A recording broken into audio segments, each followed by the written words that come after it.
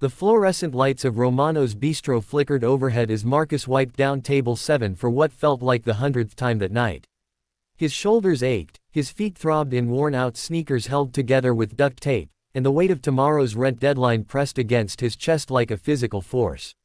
But when he glanced at the photo tucked inside his apron pocket, his 6-year-old daughter Emma beaming with her new second-hand backpack, he found the strength to smile at the next customer walking through the door. What Marcus didn't know was that the distinguished elderly gentleman being seated in his section would change everything. Not just his night, or his week, but the entire trajectory of his life in ways he couldn't possibly imagine. Marcus approached the table with the same warm professionalism he brought to every shift, despite the exhaustion seeping into his bones. The man, silver-haired and impeccably dressed in a charcoal suit that probably cost more than Marcus earned in 6 months, ordered simply, the house pasta and a glass of water. No wine, no appetizers, nothing extravagant. Marcus found it curious but didn't think much of it. In his 3 years serving tables, he'd learned that you couldn't judge a person's wallet by their order. Throughout the meal, Marcus provided attentive service, refilling water without being asked, ensuring the temperature was perfect, checking in without hovering. It was just how he operated. His mama had raised him right before she passed, teaching him that every person deserved dignity and respect, regardless of who they were or what they could offer in return. As the evening wound down and the elderly gentleman requested his check, Marcus noticed something unusual. The man's hands trembled slightly as he pulled out his wallet, not from age or infirmity, but something else. Recognition. Emotion. Marcus couldn't quite place it. When Marcus returned with the receipt, his heart nearly stopped.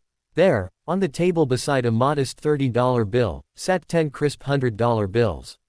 $1,000. Just sitting there. The elderly gentleman had already stood and was heading toward the door.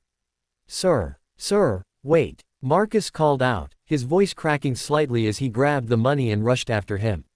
Other diners turned to look, but Marcus didn't care. You forgot your money. The gentleman turned slowly, a knowing smile playing at the corners of his mouth. I didn't forget anything, son. But this is $1,000, Marcus said, his hands shaking as he held out the bills. This has to be a mistake. No mistake. The man's eyes, a sharp blue that seemed to see straight through to Marcus's soul, softened. It's yours. You earned it. Marcus felt his throat tighten.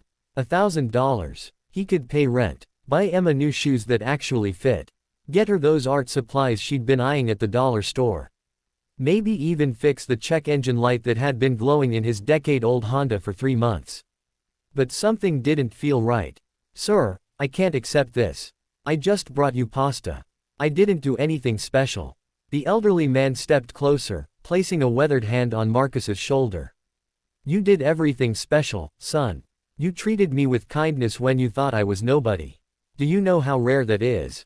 Marcus shook his head, confusion and emotion swirling together. But everyone deserves kindness, sir. That's just being human. Something flickered across the man's face, surprise, admiration, perhaps even sadness. I'm Richard Ashford, he said quietly, and Marcus's blood ran cold. Everyone in the city knew that name. Ashford Technologies. Billions in net worth. Philanthropist. One of the wealthiest men in the country. I come to restaurants like this sometimes, Richard continued, his voice heavy with something Marcus couldn't identify. Dressed well enough to be recognized if someone knows my face, but ordering modestly. Testing. Watching. You'd be surprised how differently people treat you when they think you might be important versus when they think you're just another customer. Marcus felt sick. You were testing me. Not testing you specifically. Testing humanity, I suppose. Richard's expression grew distant. My son died 2 years ago. Car accident. He was around your age. Worked 3 jobs to put himself through medical school because he wanted to earn it himself, even though I could have paid for everything. He had this philosophy that how you treat people when there's nothing in it for you reveals who you really are. Tears pricked at Marcus's eyes. I'm so sorry for your loss, sir. I've been lost since he passed, Richard admitted, his voice barely above a whisper. Wondering if kindness and decency still existed in a world that took him from me. Tonight, watching you with every customer, not just me, but everyone, the young couple on their first date, the tired businessman, the elderly woman dining alone. You gave them all the same respect, the same attention. You reminded me of my son. Marcus didn't know what to say. The $1,000 still felt heavy in his hands. Please, Richard said firmly. Take it. Not as a tip, but as a thank you for reminding an old man that there's still good in this world. But Marcus did something that shocked even himself. He carefully counted out $50 from the stack and handed the rest back. Sir, Mr. Ashford, I appreciate what you're trying to do. But I can't take $1,000 for doing what any decent person should do. 50 is already incredibly generous. More than generous. But the rest, maybe you could use it to help someone who really needs it. There's a family shelter 2 blocks from here. Single mothers trying to get back on their feet. They could probably use it more than me. Richard Ashford stared at Marcus as if seeing a ghost. His eyes glistened with unshed tears. You're refusing $950. Son, do you have any idea how many people would have taken this money without a second thought? Probably most people, sir. But my daughter, I want her to grow up knowing that we don't take advantage of people's grief or kindness. I want her to know that we earn what we have, and we help others when we can. Marcus's voice grew stronger. Your son sounds like he was an amazing person. I'd be honored if you'd tell me more about him sometime, but I can't honor his memory by taking money I didn't earn. For a long moment, Richard simply stood there, tears now flowing freely down his weathered cheeks. Then he did something unexpected. He pulled Marcus into a tight embrace. My son's name was David, he whispered. And he would have liked you very much. What happened next became the talk of the city, though Marcus never sought the attention. Richard Ashford didn't just visit the family shelter, he established a foundation in his son's name, with Marcus on the advisory board. He created a scholarship program for children of single parents working service industry jobs. He started a grant program for workers trying to better their circumstances.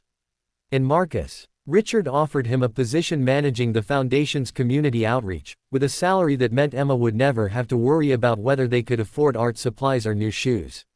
But more than that, Richard became a grandfather figure to Emma, and Marcus became like a second son to a man who had lost everything and found hope again in the most unexpected place. The story spread not because Marcus wanted recognition, but because a local reporter happened to be dining at Romano's that night and witnessed the entire exchange. Within days, the tale of the server who refused nearly $1,000 went viral, inspiring countless acts of kindness across the country. But for Marcus, the real treasure wasn't the money or the job or even the viral fame that faded after a few weeks. It was the reminder that kindness isn't currency to be traded, it's simply the right way to move through the world. It was seeing Emma's face light up when Grandpa Richard came to her school art show. It was knowing that treating people with dignity and respect, regardless of who they were or what they could offer, had created ripples that would touch thousands of lives. As Marcus tucked Emma into bed one night, she asked him about the story everyone kept talking about. Daddy, why did you give the money back? Marcus kissed her forehead and smiled. Because, baby girl, the most valuable things in life aren't things at all. They're the people we love, the kindness we show, and the person we see when we look in the mirror. No amount of money is worth compromising that. Emma nodded sleepily, then whispered, I'm proud of you, Daddy. And in that moment, Marcus knew he was the richest man in the world.